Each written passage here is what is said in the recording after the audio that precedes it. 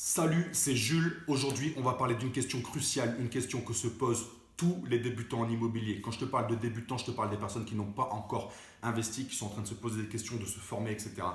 Tous les débutants se posent cette question, c'est où investir. Avant qu'on commence, tu cliques sur s'abonner, tu cliques sur mettre un j'aime et tu cliques sur la cloche et c'est parti. Donc, cette question, je l'entends partout. Quand quelqu'un fait un témoignage, tout le monde lui dit « Mais où est-ce que tu as investi? Dans quelle ville? Dans quelle région ?» C'est la question qui revient tout le temps. Quand je parle avec des débutants, j'essaie de comprendre ce qui les bloque. C'est quoi qui te bloque principalement? Je ne sais pas où investir, je ne sais pas où chercher. Un coup, ils veulent partir en province, chercher des immeubles de rapport. Un coup, près de chez eux. Un coup, peut-être des studettes à Paris. À chaque fois, c'est tout le temps une question qui se pose, où investir? Donc là, pour cette vidéo, j'ai fait une recherche sur Google. C'était rentabilité locative France. Je suis tombé sur un article qui détaille la rentabilité moyenne, la rentabilité locative moyenne pour les 100 plus grandes villes de France. Ok. Donc, comment elle est calculée cette rentabilité moyenne? Tout simplement, ils prennent le prix moyen des transactions, le prix moyen au mètre carré des transactions et le prix moyen au mètre carré de la location. Ils font un rapport entre ces deux prix et du coup, ce rapport permet de calculer la rentabilité moyenne de la ville. Donc, attention, dans une ville, il y a différents quartiers qui ont différents niveaux, on va dire, de standing, de rentabilité, etc.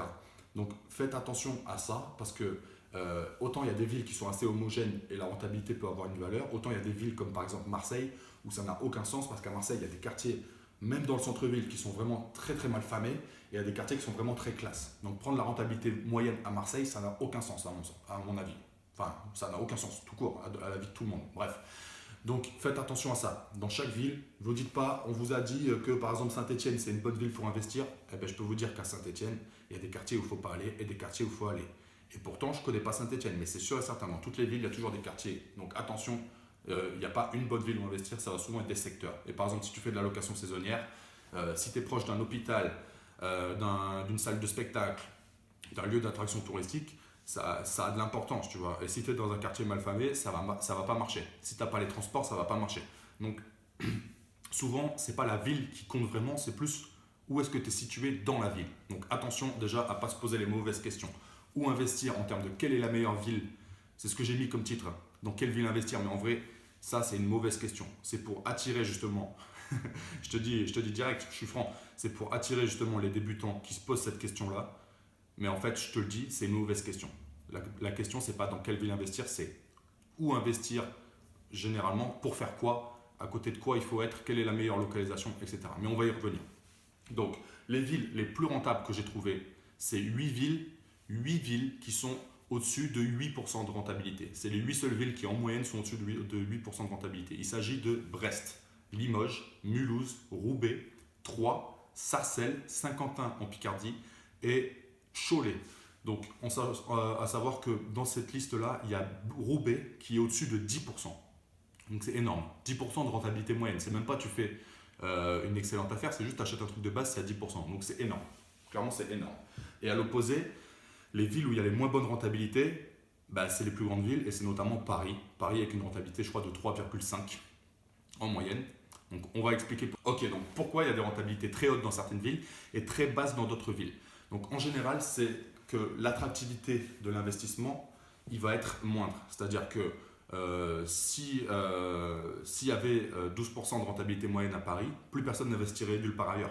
Parce qu'il vaut mieux être à Paris qu'ailleurs. Pourquoi? À Paris, tu loues facilement ton bien.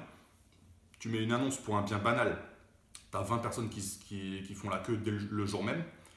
Alors que dans une ville comme, je sais pas, Le Mans, comme une ville que je connais, tu mets une annonce pour un bien qui est vraiment de qualité, bah, tu as des appels, mais déjà moins, tu vois. Donc clairement, c'est ça en fait, c'est l'attractivité. Les prix sont élevés en Ile-de-France parce que tout le monde veut habiter en Ile-de-France parce qu'il y a beaucoup d'emplois, etc. Les prix sont bas à Limoges parce que pas beaucoup de monde a envie d'habiter à Limoges. Et les loyers sont plus bas aussi à Limoges qu'à Paris, voilà. Et du coup, en général, il faut se méfier. Quand tu vois une rentabilité très haute, par exemple la rentabilité la plus haute que j'ai trouvée là, c'est Roubaix. Roubaix, c'est la ville de France où il y a le plus gros taux de chômage et le plus gros taux de RSA de toutes les villes de France. Donc, les loyers sont élevés par rapport au prix d'achat, il y a une bonne rentabilité moyenne, mais est-ce que c'est intéressant de louer là? Est-ce que tu vas avoir des locataires de qualité qui vont payer leur loyer? Est-ce que le quartier va être bien? Est-ce que c'est... Tu vois ce que je veux dire? Je crois qu'à Roubaix, il y a un ou deux quartiers qui sont bien. Sinon, c'est globalement un peu la zone. Donc, clairement, moi, j'investirais pas là-bas. Clairement, j'investirais pas là-bas. Mais voilà, il faut comprendre qu'à chaque fois qu'il y a une excellente rentabilité, rentabilité de base, hein, j'ai envie de dire rentabilité moyenne, c'est souvent qu'il y a des aspects négatifs dans cette ville ou dans ce secteur qui expliquent cette rentabilité qui est basse. Et au contraire, quand il y a des rentabilités très hautes, comme à Paris, ou des villes qui vont avoir des hautes rentabilités, ça va être des villes comme Versailles, des villes comme ça, c'est parce que derrière, ça se loue très bien, il y a une très très bonne qualité de locataire et le bien ne perd pas de valeur. C'est-à-dire que dans 10-15 ans, tu sais que le bien aura toujours la même valeur. La ville est en croissance. Par exemple, une ville comme Le Mans, pour reparler d'une ville que je connais, je sais que la population était en décroissance. Donc, logiquement, la valeur des biens immobiliers va baisser parce qu'il y aura de moins en moins de personnes pour acheter et pour louer, puisque les gens partent. Au contraire, une ville comme Paris prend de l'ampleur, il y a de plus en plus d'habitants, il y a toujours plus de monde qui veut venir, même toute la banlieue parisienne, c'est en train de s'étendre, parce que tout le monde veut venir, donc forcément, les prix de l'immobilier sur 10, 15, 20 ans vont augmenter. Je voulais revenir sur un point qui est très important. Quand je vous dis qu'en tant que débutant, on se pose des mauvaises questions, réfléchir en termes de bonne ville pour investir, mauvaise ville pour investir, donc je t'ai déjà expliqué pourquoi c'était une mauvaise logique, mais en plus, c'est dangereux, parce qu'il ne faut surtout pas s'imaginer que tu as des villes, je ne sais pas, Saint-Étienne, des villes avec des bonnes rentas comme ça, Saint-Étienne, Marseille, Brest, voilà, des villes où tu vas avoir que des bonnes affaires. Donc tu peux y aller, les yeux fermés, tu achètes le premier truc qui vient, tu l'exploites de la façon que tu veux et tu vas faire une bonne affaire. Et des villes ou des régions comme en Ile-de-France où c'est impossible de faire des bonnes affaires. Et ça, c'est une phrase que j'entends souvent, des gens me dire ouais, mais en Ile-de-France, tu ne peux pas faire de renta. Et ça, c'est des gens qui habitent en Ile-de-France. Ils connaissent le marché, ils connaissent le secteur et ils vont tous investir en province parce qu'ils sont persuadés qu'en Ile-de-France, tu ne peux pas faire de renta. Moi, je fais que des investissements en Ile-de-France, je fais que du 15% de renta. Donc, clairement, tu peux faire de la renta en Ile-de-France. Il faut arrêter avec ça. Et, et c'est pas parce que tu vas dans une ville comme Saint-Étienne, Le Mans, Roubaix que tu vas nécessairement faire une bonne affaire. Donc, vraiment, sors-toi de la tête l'idée selon laquelle il y a des secteurs ou des villes où tu fais que des bonnes affaires et des secteurs ou des villes où tu ne peux pas faire de bonnes affaires. Partout où que tu sois, et je vais y revenir à la fin de la vidéo, partout où que tu sois, tu peux faire des très bonnes affaires et tu peux faire des très mauvaises affaires. Partout. Il n'y a pas de règle. Il y a juste des endroits où c'est plus facile et des endroits où c'est plus difficile. Mais partout, c'est possible. Et d'ailleurs, faites attention parce que cette logique a entraîné une comment dire, véritable destruction du marché locatif sur certaines villes, comme par exemple la ville de Saint-Quentin qui a été très médiatisée par un YouTuber. Et au final, il a niqué le marché locatif de sa ville. Pourquoi? Parce qu'il y a plein d'investisseurs parisiens, c'était donc Saint-Quentin en Picardie, plein d'investisseurs parisiens qui se sont dit c'est pas loin, il y a une bonne renta, ils sont tous venus, ils ont tous rénové les biens, etc. Sauf que derrière, la population, c'est des gens qui n'ont pas les moyens, c'est des gens qui sont au chômage, c'est une ville très pauvre. Et au final, il y avait trop de biens de qualité pour une population derrière qui ne suit pas, et en fait, ils n'arrivaient même pas à louer tous. Donc le marché locatif, il a été biaisé à cause d'un trop gros afflux d'investisseurs qui vient d'ailleurs pour investir dans cette ville-là. Donc moi, ce que je vous recommande, c'est d'investir près de chez vous. Près de chez vous. Moi, c'est ce que je fais personnellement. J'investis dans un rayon de 30 minutes autour de chez moi. Pourquoi? Premièrement, tu seras beaucoup plus réactif sur les visites. C'est-à-dire que si tu dois aller faire une visite pour un truc où tu te dis ouais, c'est peut-être pas mal, mais bon, il faut que j'aille voir parce que sur l'annonce, on ne se rend pas compte. Si c'est à 3 heures de chez toi, tu ne vas pas y aller. Tu vas aller, ou sinon tu vas y aller le samedi d'après, mais ce sera peut-être déjà trop tard. Donc déjà, tu vas être beaucoup plus réactif. Sur les visites. Sur la gestion, ça va être beaucoup plus simple. Là, concrètement, sur le Mans, la semaine dernière, j'ai un locataire qui m'appelle pour me dire que le flexible de douche est fui. Et c'est un locataire en location courte durée. Et ben, j'étais obligé de lui demander de changer le flexible de douche lui-même et de le rémunérer pour ça, parce que moi, j'allais pas me taper 4 heures de route, 2 heures aller, 2 heures retour, pour changer un flexible de douche. J'aurais pu, mais clairement, ça me fait un peu chier, quoi. Donc, au niveau de la gestion, c'est quand même beaucoup plus simple d'être proche de chez soi. Et enfin, tu connais bien le secteur. Le secteur, tu le connais bien, tu sais les endroits attractifs, les endroits où il ne faut pas aller, etc.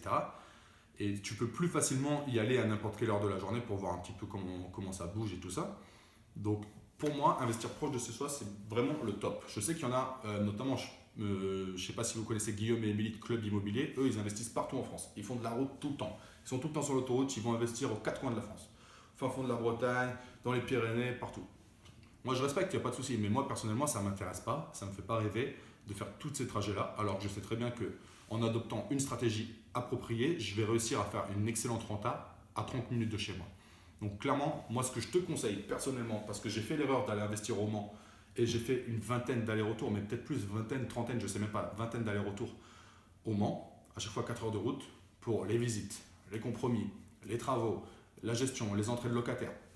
Et franchement, j'en ai ras-le-bol, mais ras-le-bol. Je peux plus la voir cette autoroute, je peux plus la voir même cette ville, j'en ai marre d'y aller. J'en ai marre d'y aller. Franchement, j'en peux plus. Donc, ce que je te recommande, c'est vraiment investir proche de chez toi. Ce sera beaucoup plus simple et adopte une stratégie qui est appropriée par rapport à par rapport au secteur dans lequel tu es. Donc, quand je te parle de stratégie, je te parle de quoi? Concrètement, où que tu habites, tu peux faire une excellente renta. Ça, je te l'assure.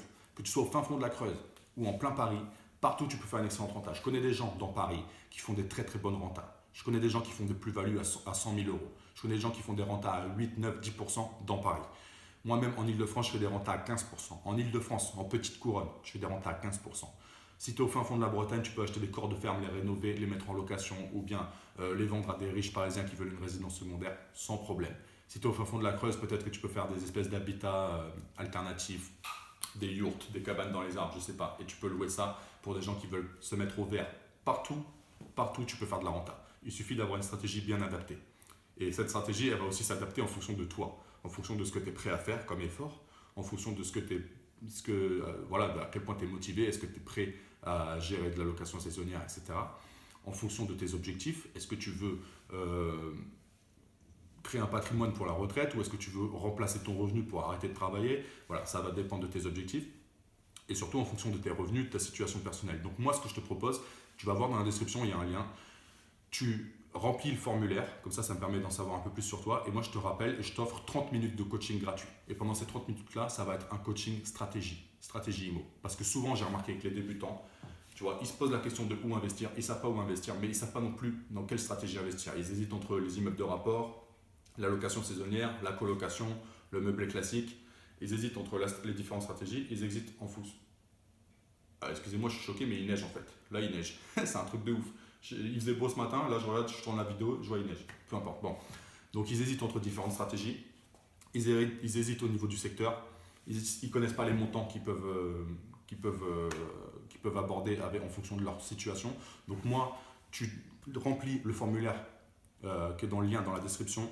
Je te rappelle, je t'offre 30 minutes de coaching. Pendant ces 30 minutes, on détermine quelle est la meilleure stratégie pour toi. Et après, si tu veux aller plus loin, je te proposerai d'aller plus loin avec moi. Mais en tout cas, ça, c'est 30 minutes offertes. Par contre, je précise, si tu regardes cette vidéo dans 5 mois, 6 mois, 10 mois, peut-être que ce sera plus possible, peut-être que ce sera plus gratuit ou peut-être que ce sera plus possible du tout.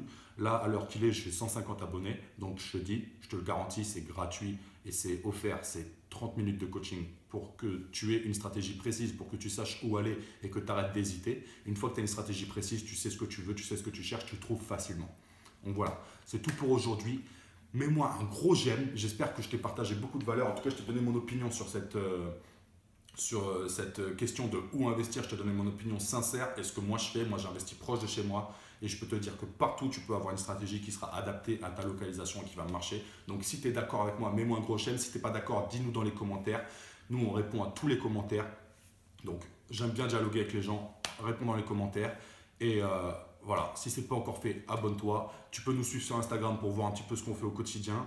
Et je te dis à dimanche prochain pour une nouvelle vidéo. Ciao.